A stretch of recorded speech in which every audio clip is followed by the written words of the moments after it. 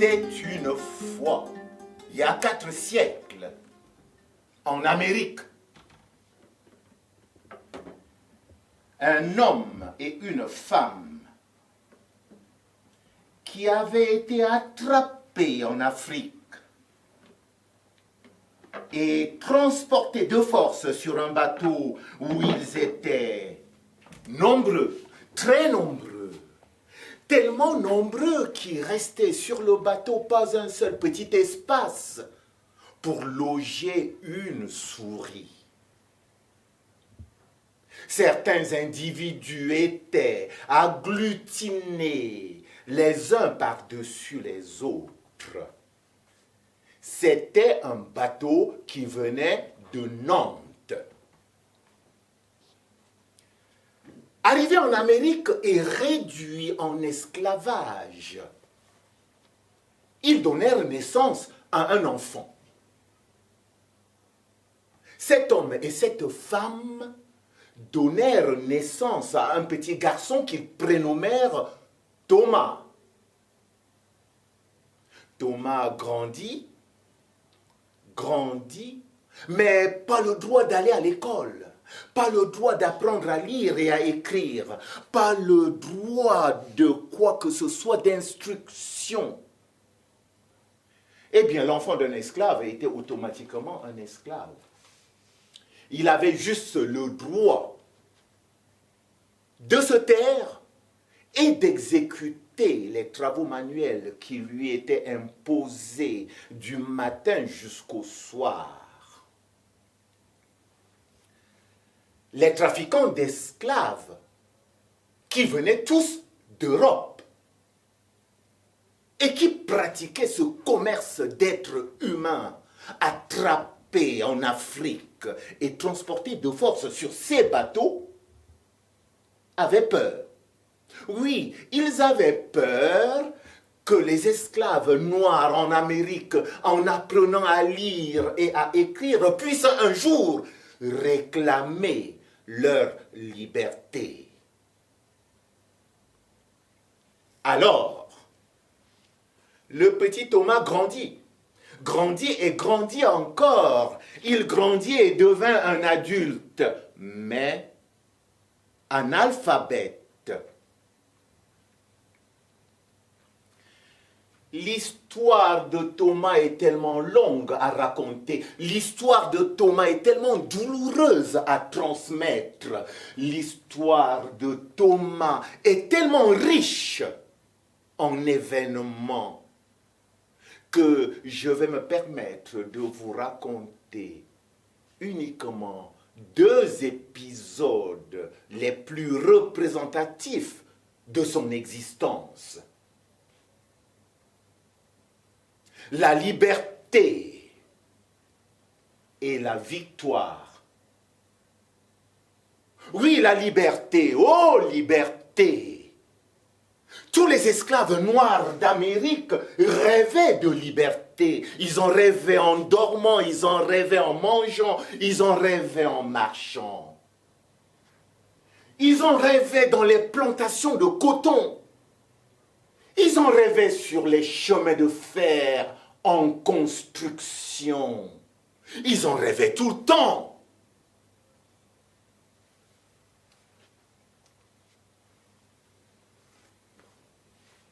Même sans instruction.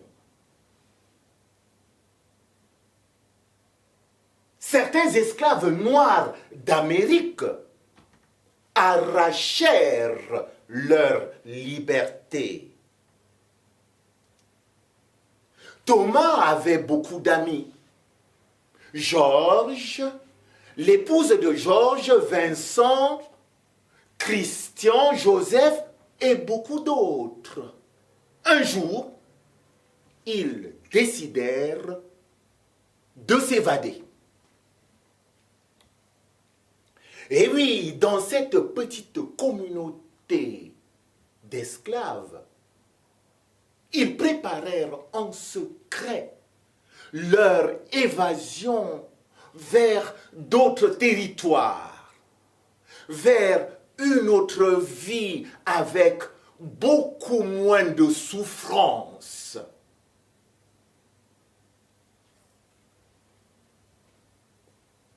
Après avoir minutieusement préparé leur évasion, Thomas déclara devant ses amis qu'il n'avait plus l'intention de s'enfuir, provoquant la désolation, la déception et même la peur de ses compagnons d'infortune. Mais bien sûr, d'autres esclaves avant eux avaient déjà essayé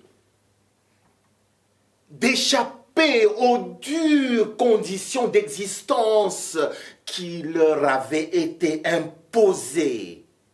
Mais lorsqu'ils étaient rattrapés, la punition était sévère, très sévère, trop sévère.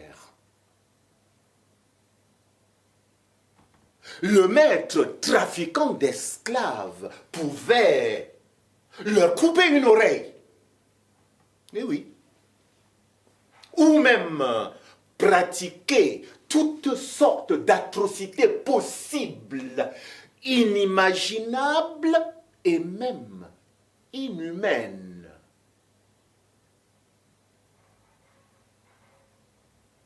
Le maître trafiquant d'esclaves pouvait même tuer un de ses esclaves pour prévenir, avertir, dissuader,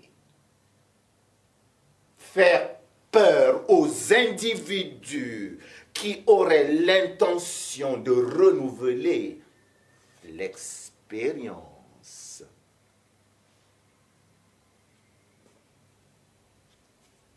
Les individus n'avaient pas intérêt à essayer de renouveler cette expérience. Les amoureux de liberté usèrent de beaucoup d'artifices pour camoufler leur évasion.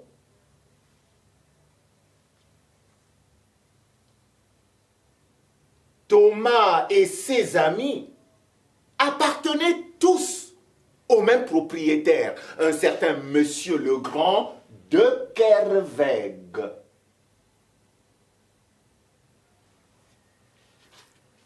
La préparation de l'évasion dans cette petite communauté renforça les liens entre ses membres, tant et si bien que les enfants de Georges prirent l'habitude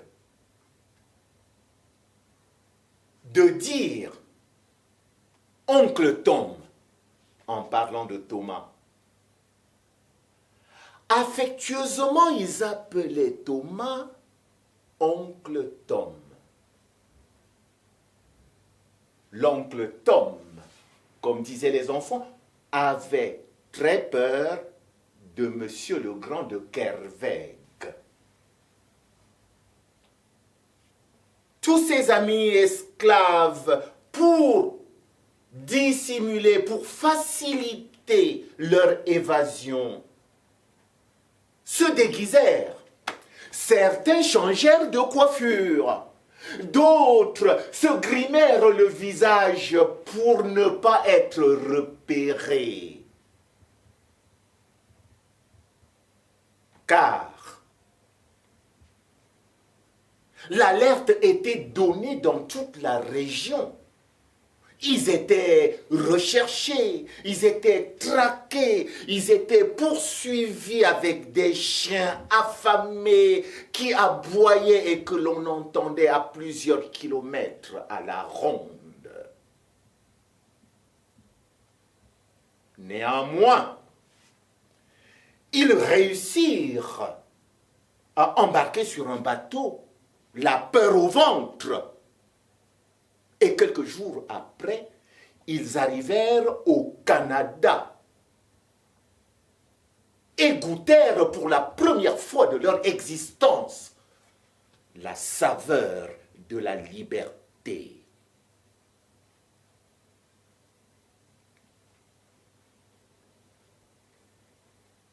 L'oncle Tom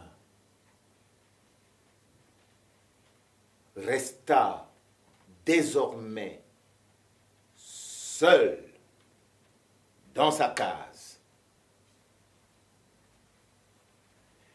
Ses amis disaient de lui qu'il était exemplaire, calme et pas du tout rebelle. Il était obéissant et très serviable. Il était serviable et très honnête. De nos jours, l'oncle Tom aurait tout simplement arraché le prix Nobel d'honnêteté.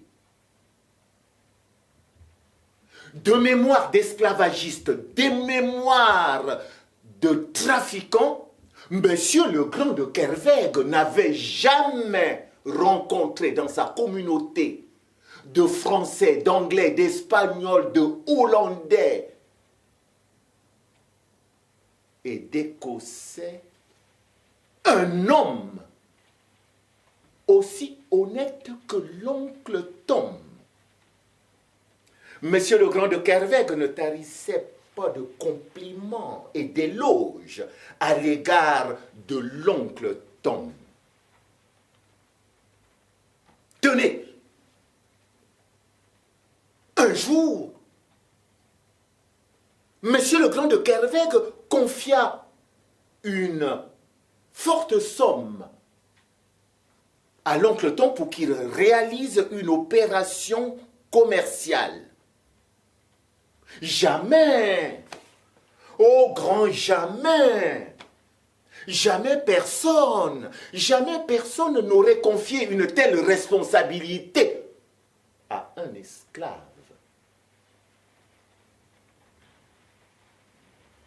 Et de son côté, Monsieur le Grand de Kervègue, à n'importe quel prix, n'aurait accepté de se séparer de l'oncle Tom.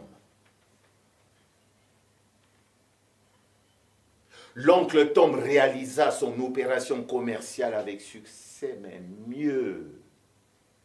À force de négociations, il réussit à obtenir une ristourne inattendue et ramena tout l'argent gagné en toute franchise. Mais la liberté que l'oncle Tom avait réussi à construire et à gagner, ce n'était pas pour lui. C'était pour ses amis. C'était pour ses frères de misère, évadés avec succès. Et désormais, l'oncle Tom resta à jamais sous le joug de son propriétaire en attendant le jour de sa victoire.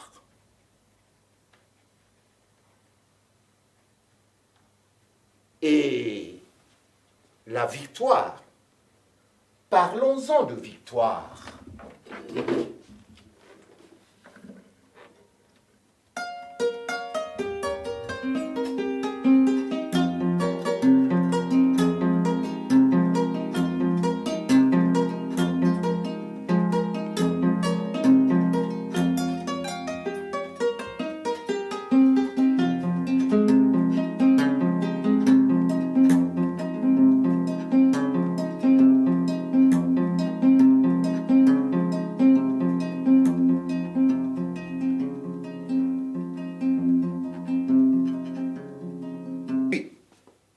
Mais pourquoi il n'est pas parti avec eux?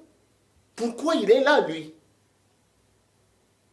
Monsieur le Grand de Kervègue ne savait plus comment raisonner et comprendre cette situation. Il alla aussitôt interroger l'oncle Tom afin qu'il dénonce les fugitifs.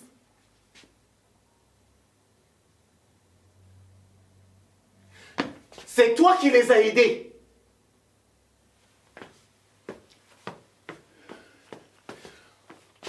sont-ils?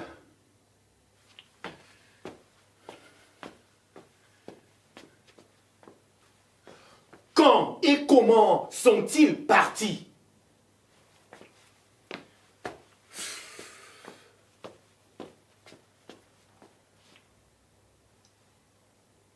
Je te hais et tu m'appartiens. Et je peux faire de toi ce que je veux, tu comprends? Je peux faire de toi ce que je veux et personne ne viendra me demander des comptes.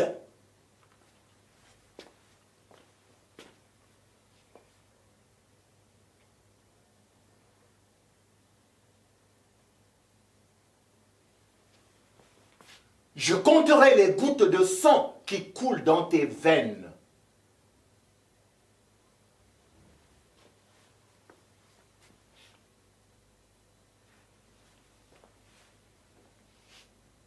J'ai décidé de te tuer si tu ne me dis pas ce que tu sais. Alors, ces hommes et ces femmes évadés, où sont-ils?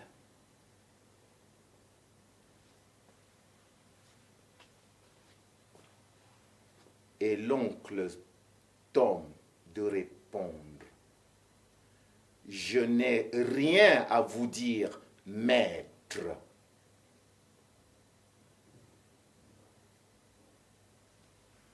À cet instant,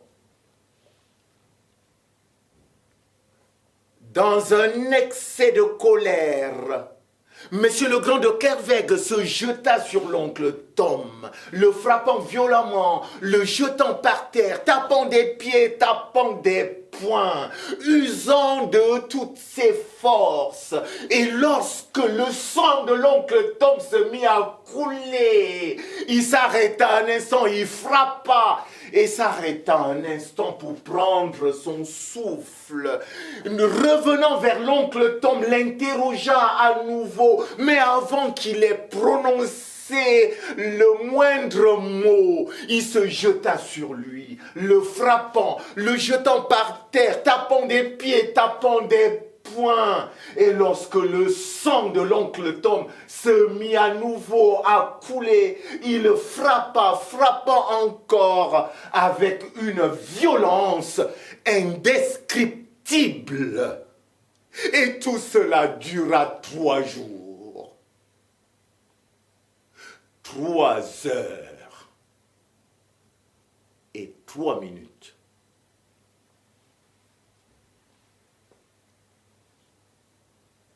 Monsieur le Grand de Kerveg revint interroger à nouveau l'oncle Tom en criant « Parle !»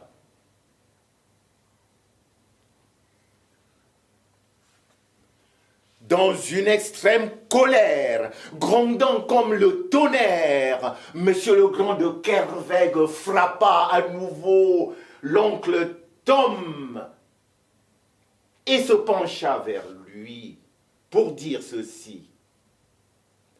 Sais-tu quelque chose? Et l'oncle Tom répondit, je sais, mais je ne le dirai jamais. Et il s'évanouit dans un dernier soupir. C'était cela. Il a préféré mourir que de trahir. C'était cela, sa victoire.